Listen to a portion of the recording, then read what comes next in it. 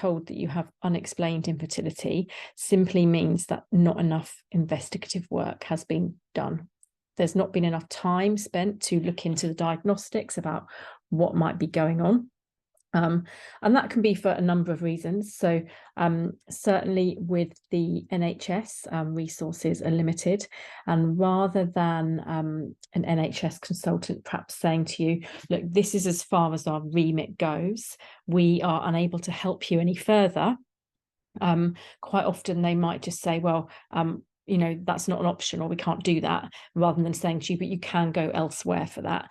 So you're kind of left feeling that that's the end of the road and there's nowhere else to go. In fact, there is, you just need to look elsewhere for it. And that's a communication issue, you know, and I think these things are changing slowly, but that can be a big barrier. I also find with people, it's not just limited to NHS. I also find patients that are having private treatment. Sometimes it's communication. So the consultant might think they know what the issue is, but they haven't communicated that with you. So you're left feeling like it's unexplained.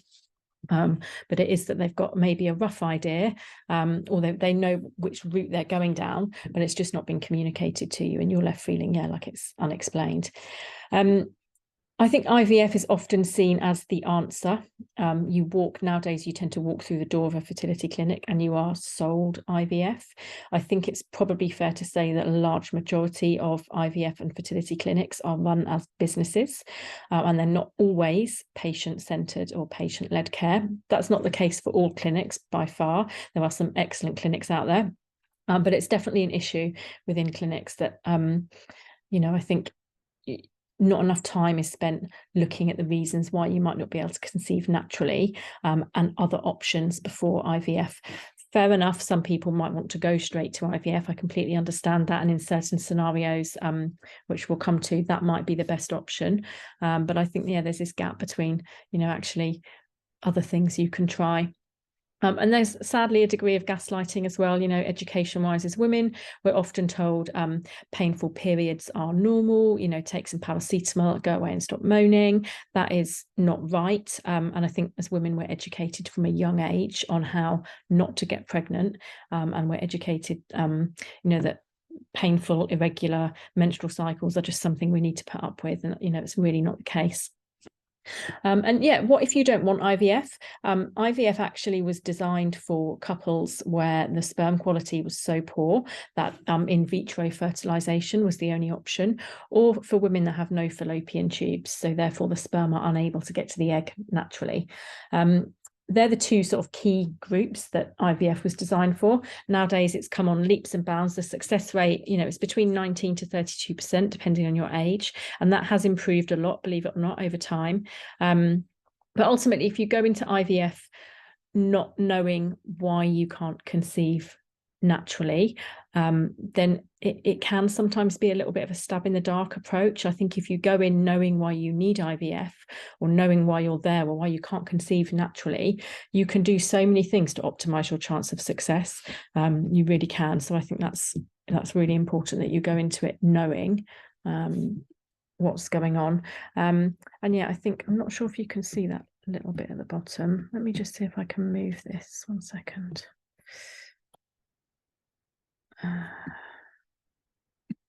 I'll keep it like that for a second.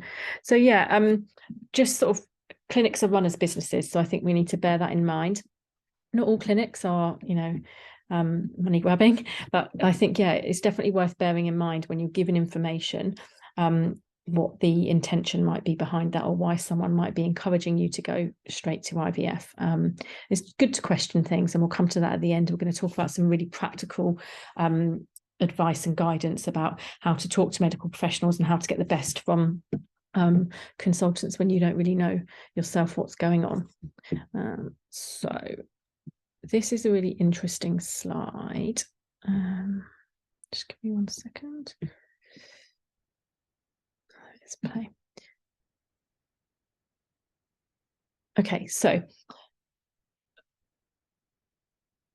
I'm really sorry. This is my really poor technical ability. I want to try and move this out of the way. I'm going to close the chat just for now, just so you can really see this slide. And I'll do that. Okay. Okay, so This might seem really basic, but I think when we're trying to work out why you can't conceive, this picture is really helpful to take it back to basics. I'm going to talk you through it and you'll see just how many steps are kind of involved. So understanding why you're struggling to conceive is a case of working out like what your fertility pinch point is. And it's really important to mention that what stops one person from conceiving might also be the same reason that another person's IVF is unsuccessful and another person suffers a miscarriage. We can't talk about fertility without talking about miscarriage and unsuccessful IVF within that, because all the reasons are the same. It's just a case of at which point of the process it's happening for someone. So first of all, your egg needs to be recruited and developed, and that starts 3 months before conception or before ovulation. So this is all about egg quality and all about hormones. So your hormone balance will affect the quality of the eggs in that 3 months before you actually ovulate or before you have egg collection in an IVF cycle. So the 3 months before is really key. And if your hormones at that point are not doing what they should do, then it will affect your egg quality to some degree. There's a big age factor related to egg quality and other health factors involved. But by making sure your hormones are balanced, that you can really have a big impact on the egg quality. Once the egg is ovulated, or you could say collected in an IVF cycle, but that's not really relevant to what I'm going to say now. But you see in this picture, you'll see this second picture here, the second circle, you'll see the egg's just being ovulated. Now it has to get down the tube. So first of all, is that tube clear? And then secondly, are you actually ovulating? So believe it or not, something I see in the clinic a lot is women who are having a regular menstrual cycle, but it's not really a cycle because they're not ovulating, and a couple of well-timed blood tests and a few scans, and we can work out that actually not ovulating properly. So it's perfectly feasible to be having a regular menstrual cycle and not ovulating. And quite often this happens if your periods are really light, often not a normal menstrual cycle. So if you have really light periods, definitely worth investigating a little bit further. And also women who are polycystic sometimes struggle to ovulate properly as well. So once you've ovulated, the egg has to get down the tube. And then you'll see in that third circle there, the sperm enters through the cervix. So in terms of this process, it's all about male factor, isn't it? So is that sperm able to swim properly? Is there enough of it? Is it the right shape to fertilize the egg? There's a lot when we're thinking about sperm. Is there any cellular damage to the sperm that's going to stop fertilization? So once that sperm gets through the cervix, it then has to get to the egg, which is normally still in the fallopian tube. So again, lots of areas where things need to match up or things need to be happening at the right time. Is the sperm, if the sperm's getting to the egg, is it actually fertilizing the egg? We talk a lot about sperm morphology, which is the shape of the sperm head. And that has to do with how it fertilizes the egg. So if there's an issue with morphology, sometimes it means that the sperm struggles to fertilize the egg, basically. And then if fertilization happens, we need to be thinking, I need to just move this again. We need to be thinking about implantation. So this is really when we're really concentrating on uterus environment and uterus lining. So there's a couple of key things here. So is the uterus lining conducive to implantation? So there's no scar tissue, there's no fibroids, there's no polyps, there's no structural abnormalities. And we're going to talk all about this in more detail. Is the progesterone level sufficient that it's supporting the lining and supporting implantation?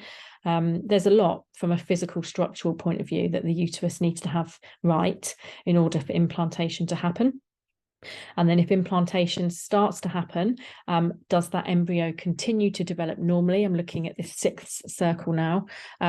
Is there healthy blood flow to the uterus? That means the embryo continues that implantation process and develops normally. Is your body reacting properly to the embryo and recognizing it as a baby and that it wants to keep that baby and it's not having this immune response towards the baby and causing a miscarriage? So there is a lot to be thinking about when we look at these steps. Like, to say that someone's fertility is unexplained, have we looked at all of these things? Like, there's a lot involved in the process when you really break it down. And that's why I wanted to show you this slide, because you'll quite often find that this certainly if you're having NHS support, this section here is ticked off. So they will do a hycosi to check that your tubes are clear. And they will probably check whether you're ovulating. They will do a very basic check of your hormones, and they might do a very basic sperm sample test. I feel like this second part is where the system fails a little bit. There's often not enough investigation done into uterus issues or abnormalities. Certainly, immunology and recurrent miscarriage is a failing area, I would consider, of the NHS. So, yeah, I mean, even in this beginning part, the checks that are done are very basic, and sometimes they're not even done, I hate to say. I have definitely seen scenarios where it's not done. I'm just going to go to the chat and see what the question is and see if we can answer that now. Kate, I've been prescribed progesterone privately, Dr. Dimitri, for 3 months to see if it helps with spotting. Could the progesterone I take help with egg quality? Okay, so progesterone we're going to talk about a little bit, but this is a really good question. So if you have spotting before your period, quite often this means that you have low progesterone. It's definitely a question that I ask every single one of my clients, because it tells us a lot. So yes, if you have spotting, progesterone can definitely help. If progesterone is the only issue, then yes, it will massively increase your chance of success. If there are other issues going on that haven't been investigated, or you haven't even got to that point yet, I know Dr. Dimitri, and I know that he will prescribe that first, and then perhaps maybe if you're not having a successful, healthy pregnancy after 3 months, that's when he will start looking further. But it's definitely a really good starting point. Obviously, depends how long you've been trying. Progesterone egg quality. Progesterone is happens in the second part of your cycle. So progesterone comes from ovulation, and quite often if we don't have if we're not ovulating or we don't have what we call a healthy ovulation, progesterone levels can be a little bit lower. It's really common. So the progesterone in that second part of the cycle will certainly have an impact on your hormones in the first part of the next cycle. So you might find, Kate, that if you don't conceive on one of these cycles, that your period is maybe a little bit heavier after you stop the progesterone, because it affects the uterus lining, and that then has a knock-on effect on the hormones for the next month. Can it help egg quality? I wouldn't say progesterone is so much egg quality, it's more lining. It will help hormone balance overall. But yeah, it's not so much egg quality. There's lots of other things you can do to help egg quality, such as taking the right supplements and looking after yourself in that 3 months before conception.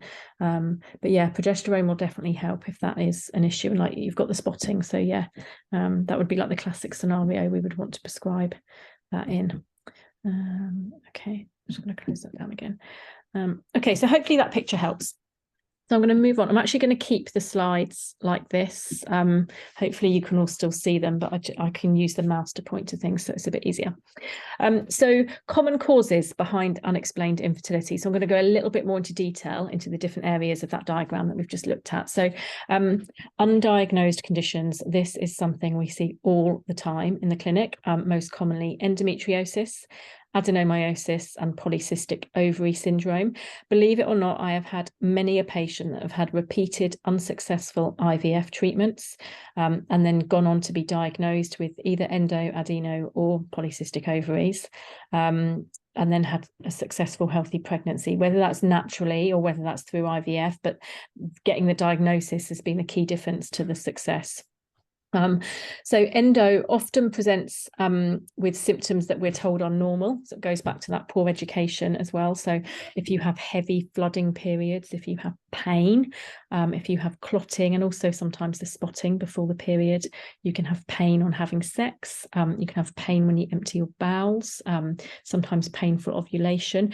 If you look up like the Endometriosis Society website, there is a massive list of symptoms, all the way down to things like bladder irritation, feeling like you've got cystitis. So, and it varies massively for everyone. It can also present completely silently. So for a lot of women, the first sign is infertility, and then they go on to be diagnosed. It can affect egg quality because of the hormone imbalance behind it. It can affect fertilization. Mainly, I think, because of depending on where it is, if you have it on your ovaries or if you have scar tissue within the uterus, it can affect the ability of the sperm to get to the egg. It can affect your tubal health, so your fallopian tubes, the uterus environment, because again, it can affect the uterus lining, and progesterone levels for sure. Adenomyosis is something very similar. It presents again with similar menstrual symptoms. It used to be something that wasn't often diagnosed, but advances in sonography now are making us sort of more able to diagnose it. It basically is similar to endometriosis, where but it's slightly different in that you have tissue that grows into the muscular wall of the uterus. I'm not going to go into too much detail about it, but feel free to drop me an email or something afterwards if you've got more questions. But it basically affects fertilization, the tube health, uterus, progesterone, but really importantly, it has an increased risk of miscarriage because that lining is often compromised. And both endo and adeno, there's a big scale. So you could sit anywhere within that scale. So you could have very mild case or very severe case. And that happens, you know, over time, a long time. It's not something that happens quickly, but it does vary a lot from client to client. So it's really important about having the right diagnostics done, and then sometimes getting a second opinion as well.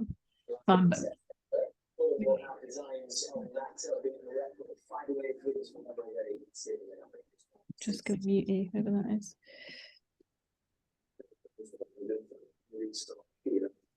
Can you just mute whoever that is? Just muting yourself.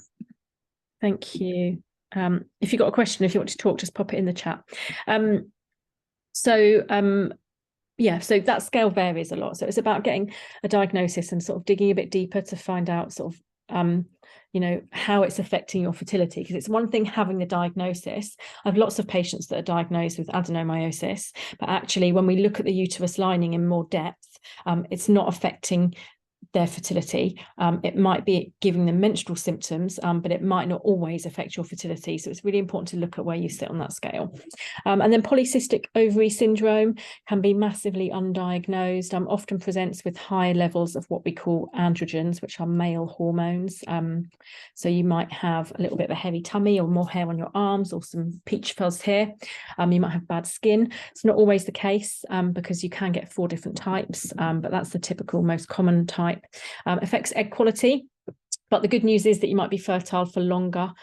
Just realised my typo there, sorry, longer in life, because you have generally a higher AMH, you have more ovarian reserve, so you're polycystic on your ovaries, so you've got lots of follicles on your ovaries, so you've got more follicles later in life, and your AMH is generally higher, but generally it has an effect on egg quality, and it definitely causes issues with the uterus lining thickening up. So if you struggle in an IVF cycle to get your lining to the thickness it needs to be, it would definitely get checked for polycystic ovary syndrome, for sure.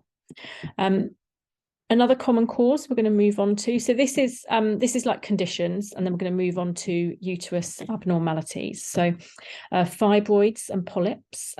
So if they're impacting within the uterus, I'm just going to point here at this picture. So if they are protruding, can you see where my mouse is? Protruding into the uterus or affecting this cavity in any way, they should be removed. You can get fibroids here on the outside of the uterus, or ones which sort of project into the uterus. They're not so vital to be removed, but anything that's protruding into the uterus and therefore coming from the uterus lining should be removed. A really common symptom of polyps is spotting at any point throughout the cycle as well. And the reason they should be removed is because it could affect the implantation or the ability of the embryo to develop. Now, if you're under NHS treatment, they will often do a hysteroscopy, which is a camera that goes through the cervix, and have a look for these sorts of things.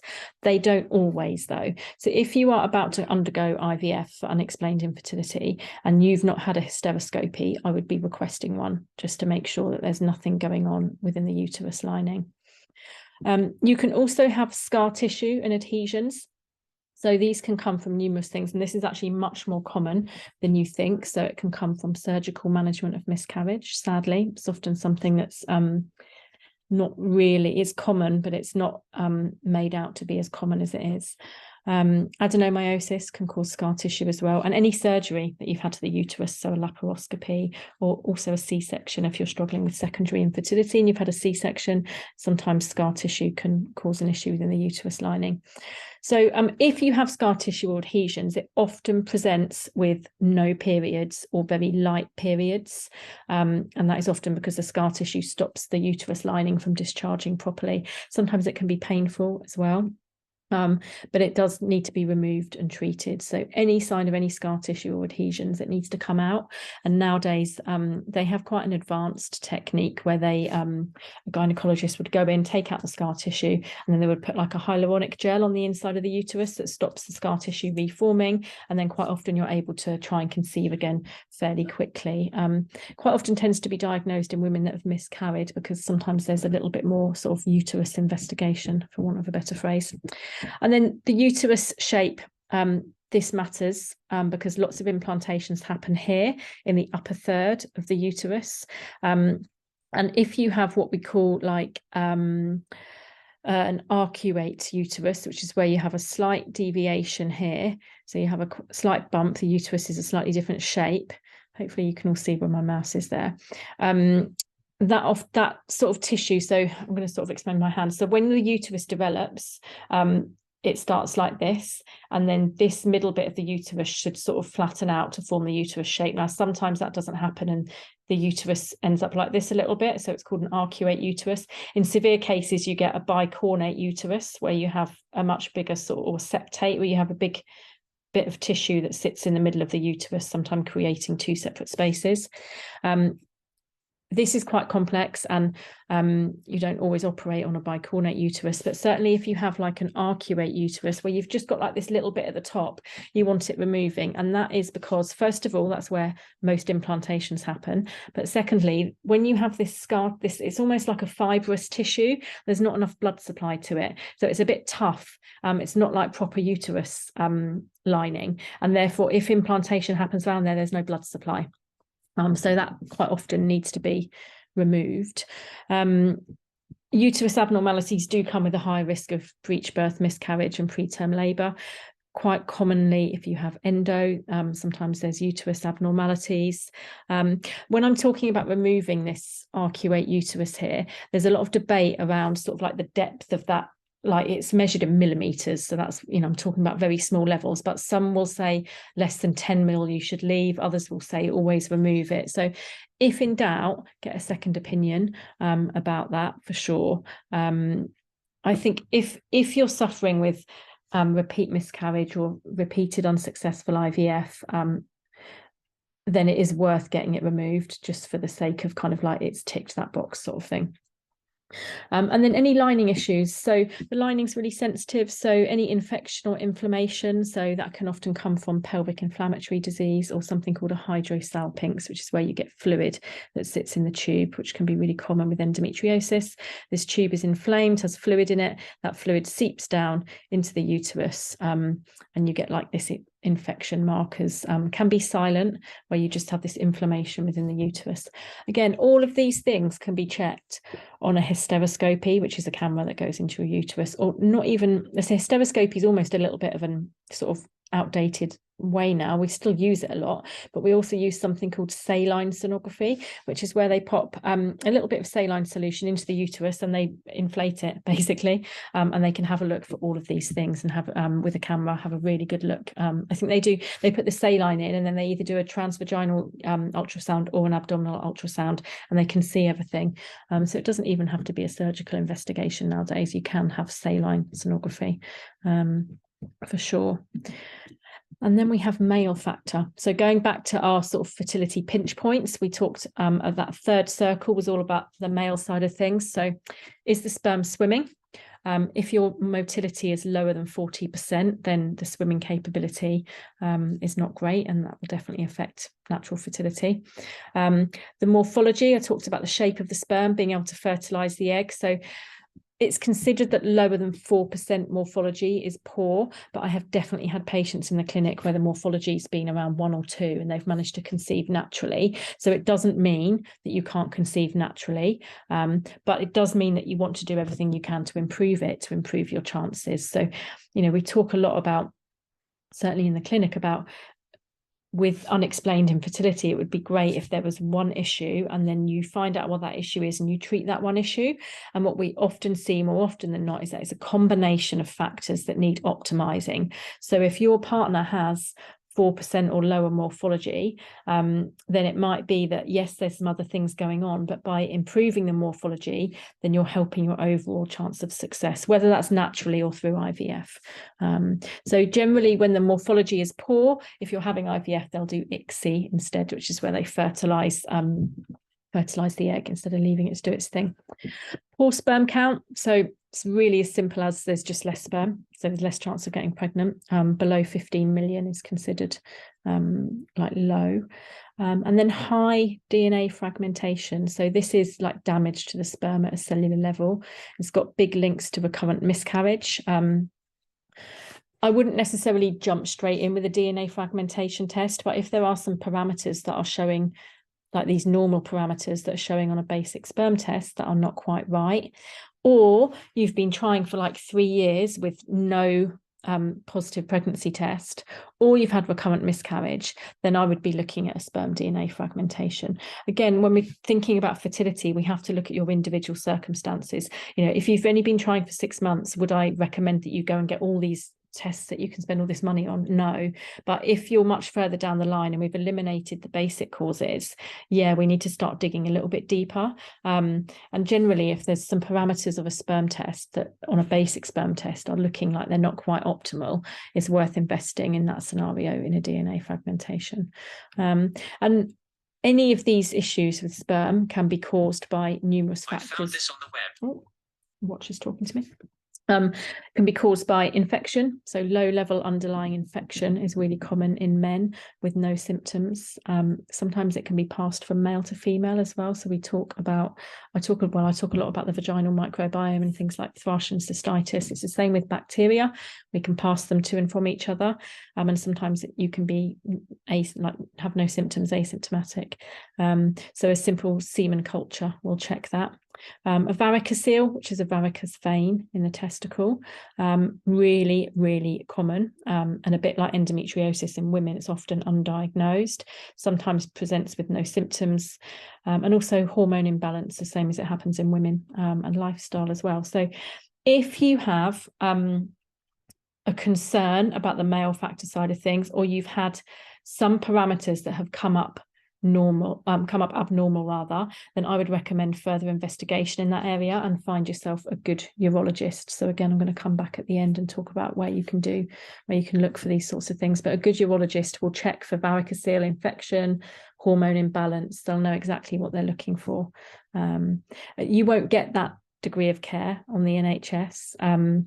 They will do a basic sperm sample. So they will look at these top 3 things and a few other bits and bobs. They won't do the DNA fragmentation. And unless there is like a history of anything, or your partner is presenting with symptoms such as like testicular pain, you won't get these investigations. It's really sad actually with the NHS. Quite often they won't investigate something for fertility purposes, but if you go and say you've got pain or it's affecting your lifestyle in some way, shape or form, which we all know infertility does, but they won't look at that. They'll look at it how it's affecting other areas. So, for example, if you go and say you've got really painful periods and you push and push and push, they might do a laparoscopy and look for endometriosis, but they won't be looking for it for a fertility case. It's like their disconnect is going on. So again, it comes back, this unexplained kind of term comes back to, is it really unexplained, or is it just that those tests aren't available in whatever clinic you're at, whatever care you're under, or that they've not been offered to you and you don't know they're there? Because let's face it, why would you, unless you've spent a lot of time on Instagram or Google. So yeah, that is kind of the male side of things, but we'll definitely talk about urologists at the end. And then these are some other really common causes. I'm not going to go into loads of detail about these, but we will touch on each of them. So thyroid function, so a thyroid antibody test and a full thyroid panel. If you've, again, looking at things in the bigger context, if you've been struggling for a long time, or you've had recurrent miscarriage, because thyroid is intrinsic with miscarriage, has your thyroid been investigated fully?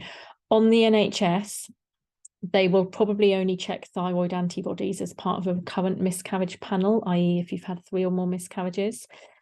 If you've just had unsuccessful IVF, they're not going to look at your thyroid antibodies, and they're certainly not going to be looking at it for unexplained infertility in a natural circumstance. Like before you went for IVF, they wouldn't be looking at thyroid antibodies. But thyroid function is key for fertility, something that's massively sort of undiagnosed or not looked at in enough depth. And it has big links to lots of things. So you can use Medichecks to get your thyroid checked, finger prick testing service. Again, I'm going to come and talk about all these places you can go to get these checks done. There was a tablet trial done. It's quite a big trial that showed that thyroid antibodies didn't affect fertility, but there's also been lots of studies done to show that it does. So it's kind of one of those things, it's a bit of a grey area. Vaginal microbiome. Loads of chat about this recently, because Tommy's recently did a big study that linked low levels of lactobacillus, which is good bacteria that we want there, to higher risk of first trimester miscarriage. So if you've not got enough good bacteria in your vagina, you've got a high risk of first trimester miscarriage. And how I talked at the beginning about how what is the cause for one person can also be the cause for another person at a different point. If your vaginal microbiome is imbalanced, and we know there's a link to first trimester miscarriage, there's a high chance that could stop you getting pregnant as well in the first place, because it all links.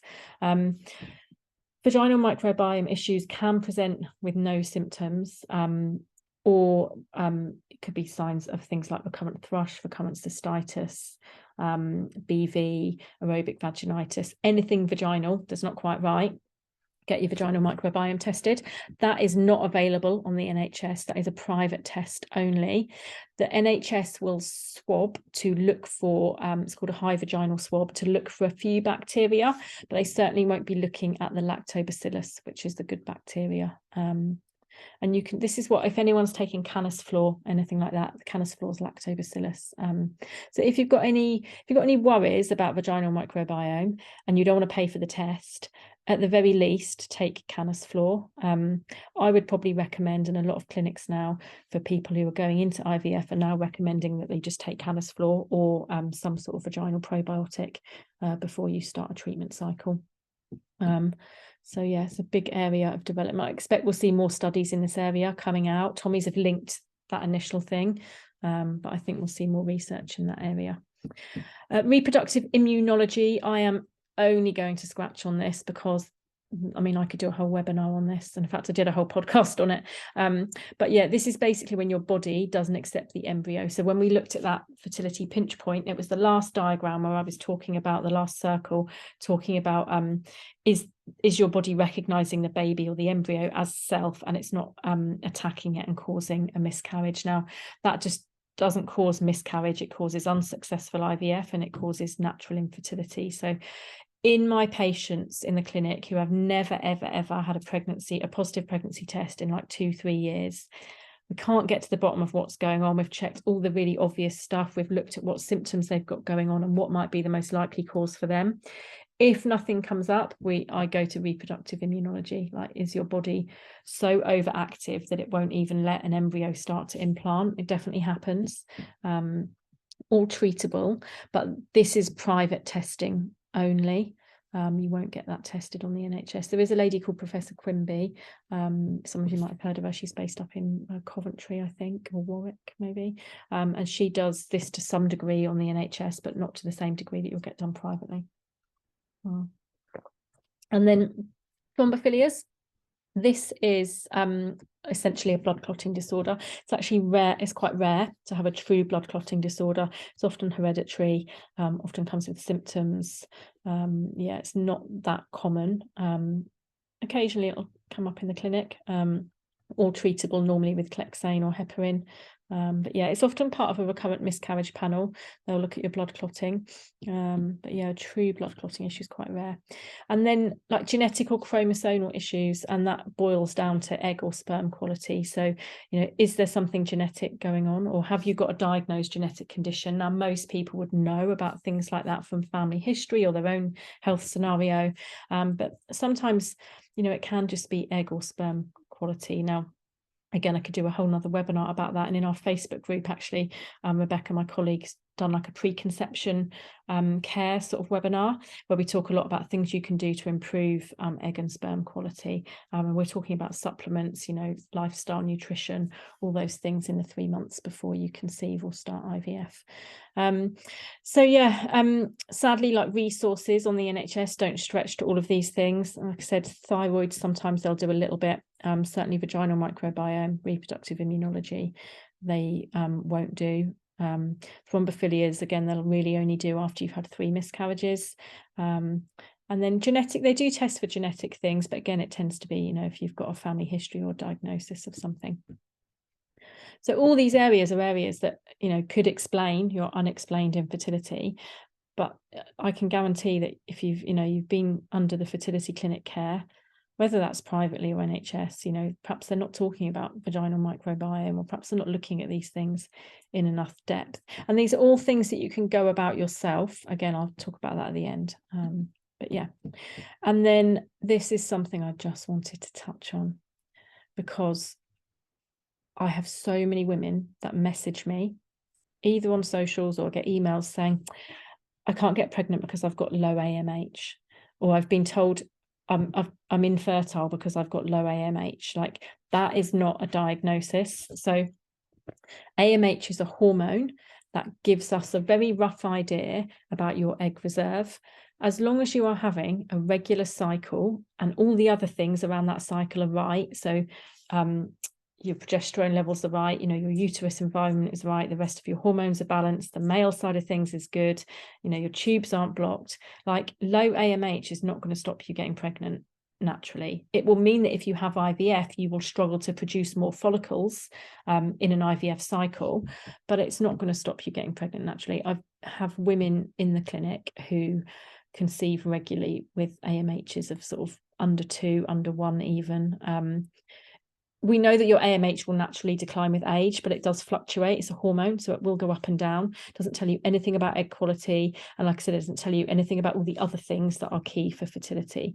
Yeah, I mean, the reference ranges can, sorry, this is a separate thing. So quite often we're being told everything is normal according to reference ranges. And those reference ranges vary massively from clinic to clinic, NHS to private. So if you're being told, no, everything's come back normal on your tests, get a copy of those test results and start asking around for advice, you know, and again, I'll talk more about this at the end, but yeah, like start asking people, like, is this normal? Do a little bit of Googling, like Google, we give Google a bad rap. You can actually learn quite a lot.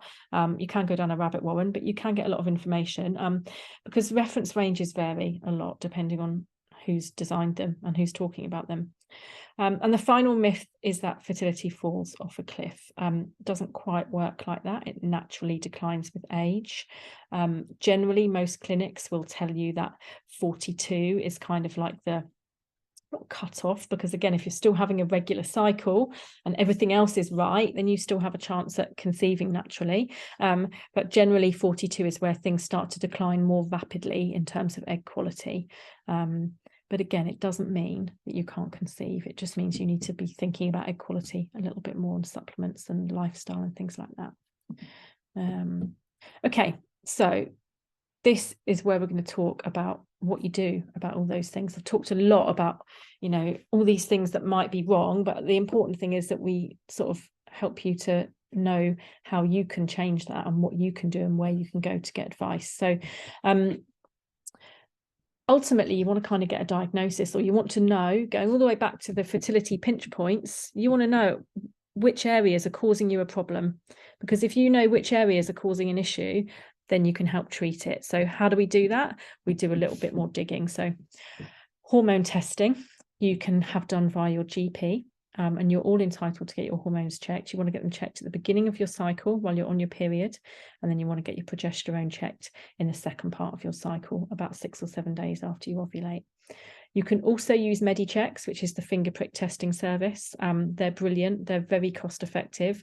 You can't be afraid of blood. So if you're a bit squeamish, probably best to go to the GP. But they do offer a nurse testing service where a nurse can come to your home and draw the blood for you. It's a little bit more expensive, but yeah, it's worth doing. They can pretty much check everything. They've got an extensive range of blood tests. So when we talk again about that beginning part of the cycle here, getting your hormones checked, and then this part here as well, like your lining, get your progesterone checked. You know, if you're not ovulating here, you're not going to have enough progesterone, you're not going to have an egg to fertilize. Getting your progesterone checked tells you a lot about whether you're having a normal ovulatory cycle. Sonography. So where we talked about all of these like uterus abnormalities and these undiagnosed conditions, this is where like good sonography is key. So the NHS often only use 2D ultrasound, and private clinics will often use 3D ultrasound. And there's a big difference between what you can see and what you can diagnose. A good sonographer that specialises in women's health is worth their weight in gold. So saline sonography, which is where we talked about, they put the saline in and blow up the uterus. Like previously, before we would put camera in, now we can use saline. It's much more gentle, much more tolerable for the patient. You can diagnose a lot, and then yeah, if necessary, a hysteroscopy, which is the camera. So for sonography, I recommend a chap called Bill Smith, who runs a company called Clinical Diagnostic Services. I'm actually just going to pop that in the chat because it's a great company. And Bill is like one of the best sonographers around. He's based in London, but he specializes in women's health and fertility and recurrent miscarriage. And if there's something there, Bill will find it. And he will do you an extensive report about what's going on. So again, like really looking at that uterus environment and making sure there's nothing there that could be stopping embryo development or implantation. If necessary, a laparoscopy, and this is how we diagnose endometriosis. And this goes back to what I was talking about when I said, like, we need to assess, is it actually affecting your fertility? So a laparoscopy is keyhole surgery where they go in, they diagnose endometriosis, and they remove it at the same time. It's quite invasive and it comes with risks. There's scar tissue that can build afterwards. If you do have endo, and it is affecting your fertility, like if you're not having a positive pregnancy test at all, ever, and you're really struggling with like heavy, painful periods, you know, or spotting before your periods, then it might be worth considering a laparoscopy. It definitely wouldn't be my first port of call because it is invasive and it does come with risks. But again, it's about looking at your individual clinical picture and working out, would that be worth doing for you? But yeah, ultimately it can improve your fertility in the short term if they take the endometriosis out. I have had a lot of clients who say to me after they've had a laparoscopy and been diagnosed, say to me, I knew something was wrong, I knew something was not right, I knew it's not normal to have heavy, painful periods. Or they just had a gut feeling that something was not right. And in their cases, a lot of them do go on to conceive naturally after having the laparoscopy and any endo removed. But it's a bit of a risk because you could have a laparoscopy and there's no endo there. It shouldn't be taken lightly, and it needs to come with, you know, the right advice and guidance. And then working with a nutritionist, a functional medicine practitioner, or a fertility expert like any of the women in my clinic, to understand how gut function and nutrition affect inflammation, egg quality, and hormone-driven conditions such as endo, adeno, or polycystic ovaries. So a lot of good fertility clinics now are open to discussion about the difference they see in patients that have worked on nutrition and gut function and reducing inflammation before starting an IVF cycle, or patients that have had repeated unsuccessful cycles, gone on to invest money and time in these areas, and then seen a big increase in either embryo numbers or improvement in quality, or just had a successful healthy pregnancy. So that, again, evidence is starting to come out now about how all these things can help. If you are really struggling to conceive naturally, or you're about to start IVF, I would always recommend, working with some sort of expert, whether that is a nutritionist, functional medicine, acupuncture, dietitian, anyone who has some sort of knowledge about how to reduce inflammation in the body and help you with supplements, that sort of thing, is definitely worth investing in for sure.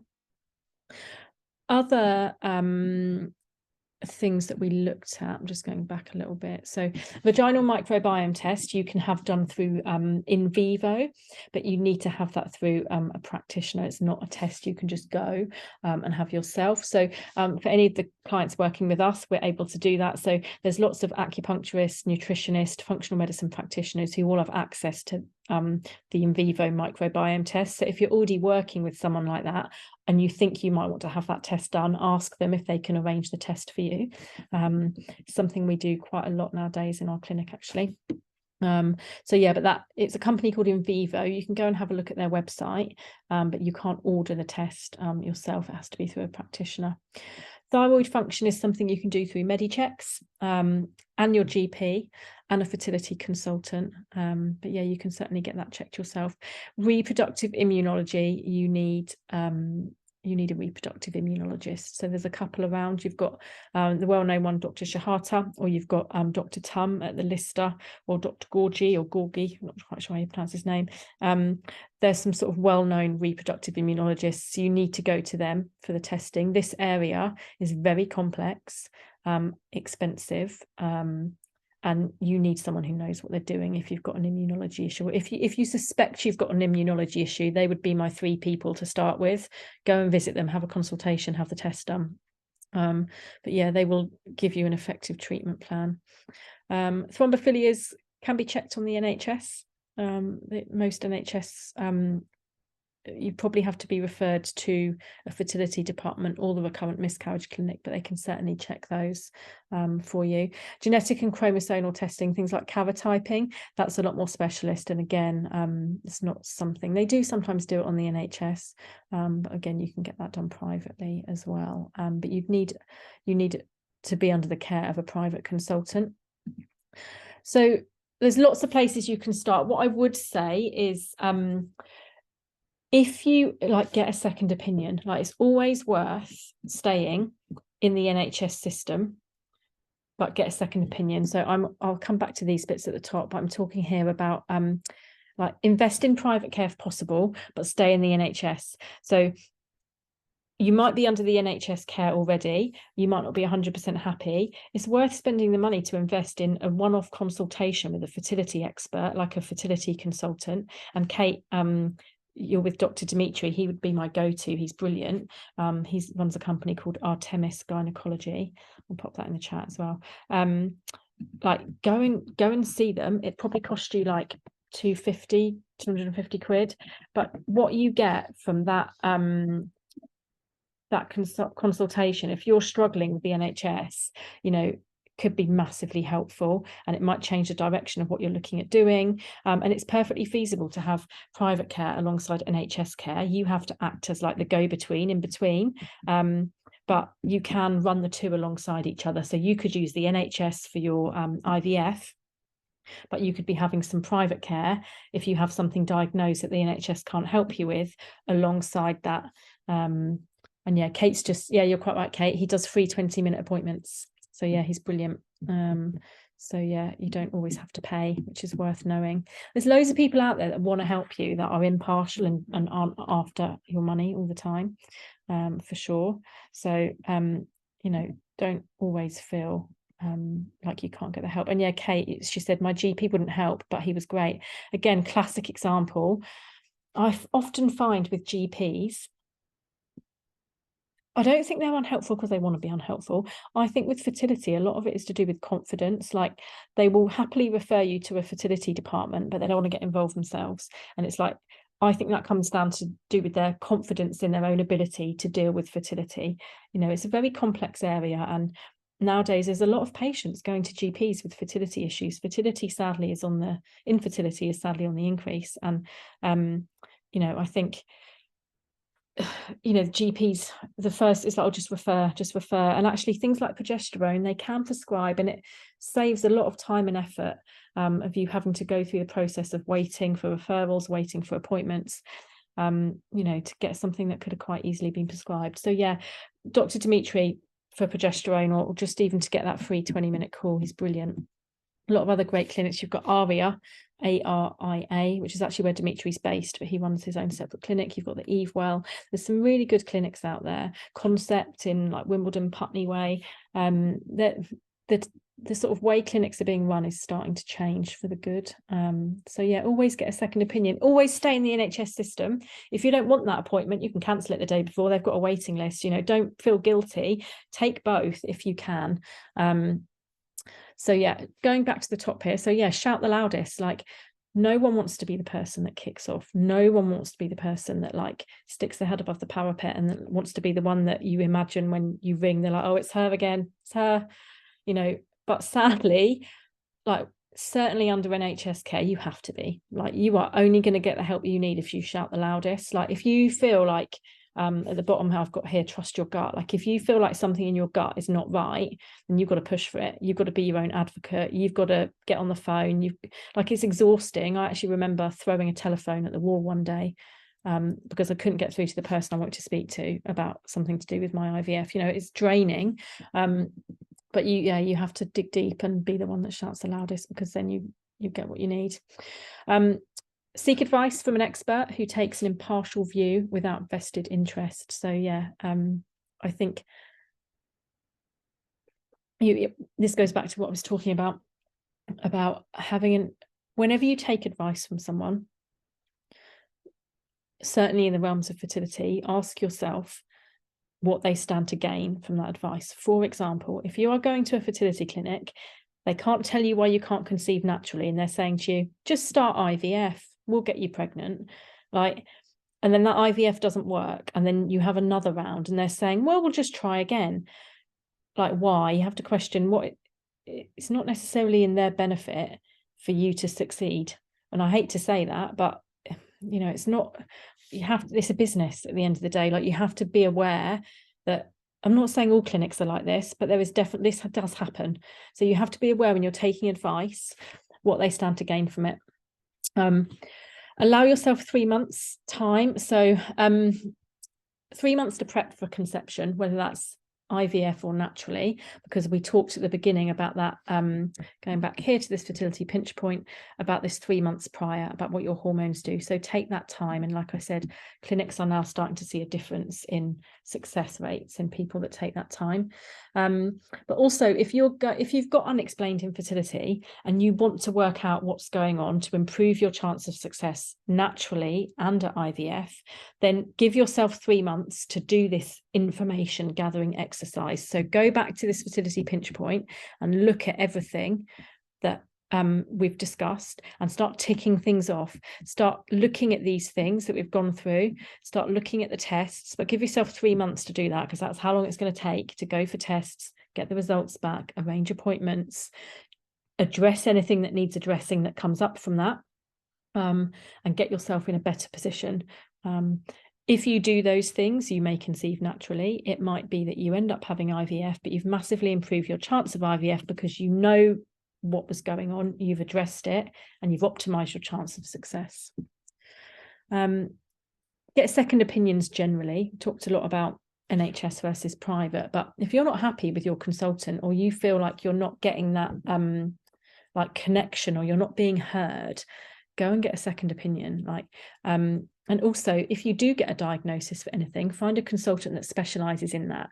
People always ask me, oh, can you recommend a clinic, or can you recommend a consultant? And my answer to that is always, well, what do you need them for? Fertility is a massive area. Like, do you need them for endometriosis? Do you need have you got polycystic ovary syndrome? Is there male factor issues going on? What area do you need help with? Because lots of clinics specialize, and lots of consultants like me, they have their own area of like passion, and that's where they've invested their training and their time. So therefore, if you go to a consultant that specializes in the area that you need help with, then you're going to get better care, and you're going to feel better looked after, and ultimately you're going to improve your chance of success, because they've probably done more research in that area than anyone else, and they probably have more clients coming through the door that are similar to you, and therefore they have a better understanding of the condition and how to treat it. Just because you start treatment with one consultant, it doesn't mean you have to continue treatment with the same consultant. Even if I have patients who have unsuccessful cycles with clinics but have like embryos frozen, we then get the embryos moved to a better clinic, or a clinic that addresses that's really unfair to say better clinic, I shouldn't have said that, like a clinic that better suits their clinical needs. It's not difficult to move embryos. Like, don't feel like you're tied to one particular clinic. If you're not happy and you're not getting the answers you need to improve your chance of success, go elsewhere, 100%. And just be honest with yourself. Say, am I getting the service that I should do? Especially if you're paying privately, you're paying for a service, so you should get the service that you need. Focus on the bigger picture. Don't get too restrictive. So again, something that comes up often is people saying, well, I've not eaten dairy for 4 months and nothing's changed, and I think like it's really easy to be restrictive with fertility, because you go online and you are told you need to do this, you need to do that, this is going to help, and you hear lots of different stories, and you read lots of different case studies, and so this worked for them, and so that worked for them. Like, it's really easy to lose sight of the bigger picture. And by bigger picture, I keep going back to this diagram, but it's so helpful. Like, bigger picture, like if there is something wrong with the sperm, you could eliminate all the foods and the joy from your life possible, but it's not going to help. If you are, if you're not ovulating, there's certain things that are going to help more. There's certain supplements and certain lifestyle advice that is going to help more than other things. It's about like knowing where the issue is. So first of all, finding out where the issue is, understanding how to treat that, and then doing the right things for you, because that can be different for everyone. For example, in someone who has Hashimoto's, like myself, sometimes going on like a gluten-free diet can be really helpful, because there's a link between celiac disease and Hashimoto's. For someone else, going gluten-free can be completely irrelevant, but yet they're being really restrictive in their life and missing out on things that they enjoy because they've read somewhere that not eating gluten helps your fertility. Like, don't get too restrictive unless you know that something is really right for you. And again, that's like looking at getting a diagnosis and finding the right experts to help you. I think as well, I think people always say, well, I've eaten this, and I'm like, don't want, like, having a glass of wine on a Saturday night and really enjoying it does more wonders for your relaxation than not drinking at all for 4 or 5 months. Like, I'm not saying you should be drinking every night of the week or getting smashed every Saturday night, but one glass of wine on a Saturday night, make it a nice one and enjoy it. Because as we said, is that one glass of wine going to stop ovulation? Is it going to mess up all of your hormones? Is it going to stop the embryo from implanting? No, is the simple answer to that. All these other things we've discussed will, but a glass of wine on a Saturday night won't. So yeah, just don't get too restrictive with it. And then finally, if you are considering IVF, or you're at the point where you want to have IVF, go and visit clinics. Lots of them do open days now. Lots of them, like Dimitri, do the free phone calls. Try and step away from the statistics a little bit, because these are easily manipulated, and often they're all very similar, actually, when you look at it. Think about the things that really matter. Are they approachable? Are they open? How close are they to you? Are you prepared to travel or not? Are you at the right clinic for you? I.e., do they specialize in the area you need help with? Again, all these things can really help optimize your chance of success. I think if you have unexplained infertility and you want to go for IVF, when you go to the clinic, the best thing you can do is ask them to help you understand why you're not conceiving naturally before you start IVF.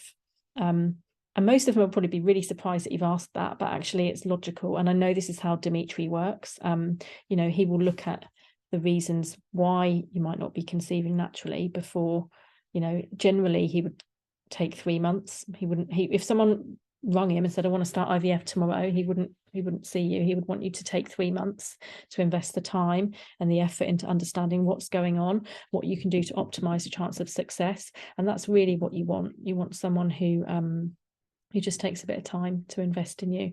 If you walk in the door and they're pushing IVF on you, they want you to sign up for 2 cycles, you know, I'd be running in the other direction, for sure. And trust your gut, finally. I've said that a few times, but yeah, just really trust your gut. Nearly all of my patients who struggle with unexplained infertility and go on to have a diagnosis of some sort, or have a diagnosis, have successful IVF treatment, will go on to say to me, I knew something was not right.